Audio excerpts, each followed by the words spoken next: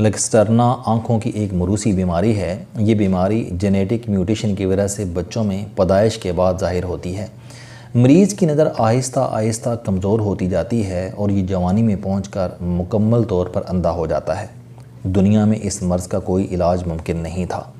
ہزاروں بچے اس بیماری کے ساتھ پیدا ہوتے تھے، جوانی میں پہنچ کر اندھے ہو جاتے تھے اور باقی زندگی اندھیرے میں ٹامک ٹوئیاں مار کر گزار دیتے تھے۔ لیکن پھر امریکہ میں ایک خاتون سامنے آئی اور اس نے لکسٹرنا کا علاج دریافت کرنے کا فیصلہ کیا۔ اس خاتون کا نام professor doctor Katherine A High ہے۔ یہ نومولود بچوں کی ڈاکٹر ہیں، ہارورڈ اور university of North Carolina medical school کی ڈگری ہولڈر ہیں اور جینز تھراپی پر یقین رکھتی ہیں۔ ڈاکٹر کیتھرائن نے 2013 عیسوی میں پینسلوینیا میں سپارک کے نام سے ایک ادارہ بنایا۔ ادارے نے جین تھراپی پر کام شروع کیا اور لکسٹرنا کا علاج دریافت کر لیا۔ یہ علاج جین تھراپی کے ذریعے ممکن ہوا۔ ڈاکٹر کیتھرائن کی ٹیم باریک سوئی کے ذریعے آنکھ کے ریٹینیا میں موجود خراب جینز نکالتی ہے اور اس کی جگہ نیا اور طاقتور جین ڈال دیتی ہے۔ نیا جین پرانے جین کی جگہ لے لیتا ہے اور یوں مریض کی بینائی بحال ہو جاتی ہے یا پھر اس کے اندھے پن کا سلسلہ رک جاتا ہے۔ یہ پورا عمل 45 منٹ میں مکمل ہو جاتا ہے۔ یہ علاج سردست بہت مہنگا ہے۔ سپارک نے شروع میں علاج کی قیمت $1 ملین یعنی 12 کروڑ روپے رکھی تھی، لیکن پھر FDA یعنی فوڈ اینڈ ڈرگ ایڈمنسٹریشن درمیان میں آئی۔ کمپنی کے ساتھ مذاکرات ہوئے اور کمپنی نے قیمت کم کر کے ایک آنکھ کے لیے $4,25,000 جبکہ دونوں آنکھوں کے علاج کے لیے $8.5 لاکھ طے کر دیے۔ یہ اس وقت دنیا کی مہنگی ترین دوا ہے۔ FDA کی منظوری کے بعد یہ دنیا کی پہلی ایسی جین تھراپی بن چکی ہے جس کے ذریعے موروثی اندھے پن کا علاج ممکن ہو گیا۔ امریکہ میں اس وقت یہ بحث چل رہی ہے کہ کیا یہ علاج وقتی ہے یا پھر زندگی بھر کے لیے ہے۔ کمپنی نے دعویٰ کیا کہ ہم نے جس مریض کا علاج کیا وہ تا حیات ٹھیک ہو گیا۔ سپارک کمپنی اور FDA کوشش کر رہے ہیں کہ یہ علاج سستے سے سستا ہو جائے تاکہ دنیا بھر کے مریض اس سائنسی انقلاب سے فائدہ اٹھا سکیں۔ حکومت بینکوں سے بھی درخواست کر رہی ہے کہ یہ مریضوں کو قرض دے دیں۔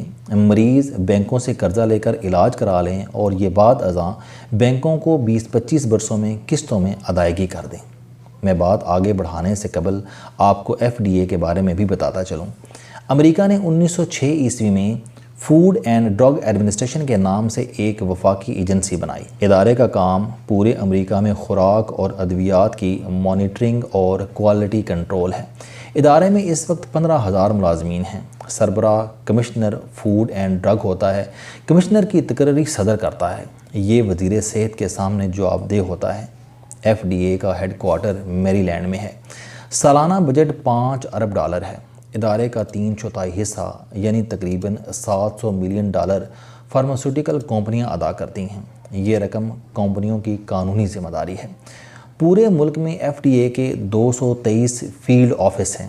FDA نے اب چین، بھارت، بیلجیم، چلی اور برطانیہ میں بھی اپنے دفاتر قائم کر دیے ہیں۔ امریکہ کے بے شمار ادارے ان 5 ملکوں سے ادویات اور خوراک درآمد کرتے ہیں۔ چنانچہ حکومت نے کوالٹی کنٹرول کے لیے ان ممالک میں دفاتر کھول دیے ہیں تاکہ مشکوک خوراک اور غیر معیاری ادویات کو ان ملکوں میں ہی روکا جا سکے، یہ امریکہ کی سرزمین تک نہ پہنچ سکیں۔ FDA نے امریکہ بھر میں 13 جدید لیبارٹریاں بنا رکھی ہیں۔ یہ لیبارٹریاں جب تک کسی خوراک یا دوا کو صحت مند قرار نہ دے دیں، امریکہ میں اس وقت تک وہ دوا بک سکتی ہے اور نہ ہی خوراک۔ موروثی اندھے پن کی نئی دوا اور طریقہ علاج کی اجازت بھی FDA نے دی۔ یہ اب اس کی قیمت کم کرنے کی کوشش بھی کر رہا ہے۔ یہ بہت جلد کوئی ایسا طریقہ بھی نکال لے گا جس کے ذریعے امریکہ کے وہ تمام لوگ اور بچے اپنی آنکھوں سے دیکھنا شروع کر دیں گے جو پیدائشی طور پر جینیٹک میوٹیشن کا شکار ہیں۔ ہم اب بات آگے بڑھاتے ہیں۔ آپ کسی دن پاکستان میں موجود بیماریوں کا ڈیٹا نکال لیں۔ آپ یہ ڈیٹا دیکھ کر حیران رہ جائیں گے کہ پاکستان میں 3 لاکھ افراد سالانہ ہارٹ اٹیک کی وجہ سے موت کے منہ میں چلے جاتے ہیں۔ ہماری 52% آبادی بلڈ پریشر کا شکار ہے۔ آپ ملک کی کسی سڑک، گلی، بازار، دکان یا دفتر میں چلے جائیں، آپ کو وہاں بلڈ پریشر ضرور ملے گا۔ آپ کو لوگ پورے ملک میں اونچی آواز میں بولتے، گالی دیتے، جھگڑتے اور شکایت کرتے کیوں نظر آتے ہیں؟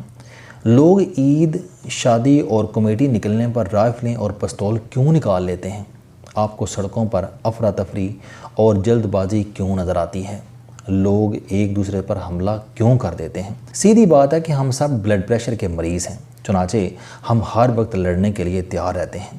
پاکستان شوگر کے مرض میں 7ویں، ٹی بی میں 6، ہیپاٹائٹس سی میں 2 اور گردے کے امراض میں دنیا میں 8ویں نمبر پر ہے۔ پاکستان میں ہر سال 1.5 لاکھ افراد کینسر کے مرض میں مبتلا ہو رہے ہیں۔ پاکستان بچوں کی شرح اموات میں دنیا بھر میں 4تھے نمبر پر ہے۔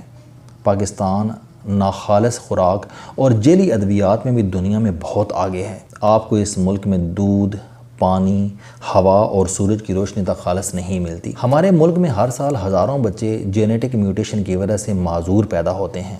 لوگوں کو آج بھی رفع حاجت کے بعد ہاتھ دھونے کی عادت نہیں، اور یہ اگر دھونا چاہیں تو واش رومز میں صابن نہیں ہوتا، اور اگر یہ موجود ہو تو ہاتھ صاف کرنے کے لیے ٹیشو پیپر اور گرم ہوا کی مشینیں نہیں ہیں۔ چنانچہ ہم میں سے ہر دوسرا شخص ہاتھوں پر سینکڑوں قسم کے جراثیم لے کر پھر رہا ہے، اور یہ جراثیم ایک شخص سے دوسرے اور دوسرے سے تیسرے میں منتقل ہو رہے ہیں۔ آپ کسی دن ٹھنڈے دماغ سے سوچئے، کیا ہم ایک بیمار قوم نہیں ہیں؟ کیا ہم میں سے ہر شخص کسی نہ کسی دوا کا محتاج نہیں؟ اور کیا اس بیمار قوم کو مارنے کے لیے کسی دشمن کی ضرورت ہے؟ جی نہیں۔ ہمیں مارنے کے لیے کسی فوج، کسی ایٹمی حملے کی ضرورت نہیں۔ ہم بلڈ پریشر، شوگر، کینسر اور ہیپاٹائٹس سے ہی مر جائیں گے۔ کیوں؟ کیونکہ جو قوم دوا کے بغیر سروائیو نہ کر سکے، اسے مارنے کے لیے کسی دشمن، کسی فوج کی ضرورت نہیں ہوتی، وہ اپنا ڈیزاسٹر خود ہوتی ہے۔ یہ ایک المیہ ہے۔ آپ اب دوسرا المیہ بھی ملاحظہ کیجئے۔ ایک مریض کو 2 صحت مند لوگوں کی ضرورت ہوتی ہے۔ ایک وہ شخص جو روزانہ اس کی دیکھ بھال کرے، اور دوسرا وہ شخص جو اس کے لیے دوا اور ڈاکٹر کا بندوبست کرے۔ آپ پاکستان کے کسی خاندان کو دیکھ لیجئے، آپ کو اس کے بجٹ میں ادویات کا ٹھیک ٹھاک حصہ ملے گا۔ آپ کو اس خاندان کے 1 یا 2 فرد کسی نہ کسی مریض کی ٹیک کیئر کرتے بھی ملیں گے۔ چنانچہ ہم اگر اپنی 1/3 آبادی کو مریض سمجھ لیں تو ہمیں 2/3 آبادی ان کی ادویات پوری کرتی اور ان کی ٹیک کیئر کرتی ملے گی۔ اور یہ ہے ہماری قوم۔ ہمارا المیہ صرف امراض کا نہیں ہے، ہمارا اصل المیہ ڈاکٹر کیتھرائن AJ ہائی جیسے لوگوں کی کامیابی ہے۔ آپ کو پورے ملک میں ڈاکٹر کیتھرائن جیسے لوگ نہیں ملیں گے، اور ہمیں یہ بات پلے باندھ لینی چاہیے کہ امریکہ کو سپر پاور ڈونلڈ ٹرمپ جیسے لوگوں نے نہیں بنایا۔ امریکہ ڈاکٹر کیتھرائن جیسے لوگوں کی وجہ سے امریکہ ہے، جبکہ ہم لوگ مریضوں کی فوج کے ساتھ پوری دنیا میں اسلام کا جھنڈا لہرانا چاہتے ہیں۔ ہم امریکہ فتح کرنا چاہتے ہیں۔ کیا یہ ممکن ہے؟ جی نہیں۔ ہمارے ملک میں بے شمار مذہبی جماعتیں ہیں۔ آپ تبلیغی جماعت سے لے کر دعوت اسلامی اور جماعت الدعوہ تک ملک کی تمام مذہبی جماعتوں کا پروفائل نکال لیں، اور پھر سوچیں کہ ایک بیمار معاشرے میں ان کا کیا کنٹریبیوشن ہے، یہ کیا کر رہی ہیں، تو آپ کو افسوس ہوگا۔ کاش یہ لوگ اگر تبلیغ کے ساتھ ساتھ کسی ایک بیماری کی ذمہ داری اٹھا لیں، یہ فیصلہ کر لیں کہ ہم نے تبلیغ اور تربیت کے ساتھ ساتھ ملک سے sugar, blood pressure, cancer, hepatitis C یا TB ختم کر دیں گے، تو کتنے لوگوں کا بھلا ہوگا۔ یہ عوام کو اس مرض کی آگاہی بھی دیں، ادویات بھی بنائیں، نئے علاج کے لیے ریسرچ بھی کرائیں اور ہسپتال بھی بنوائیں، تو آپ خود سوچئے یہ انسانیت کی کتنی بڑی خدمت ہوگی۔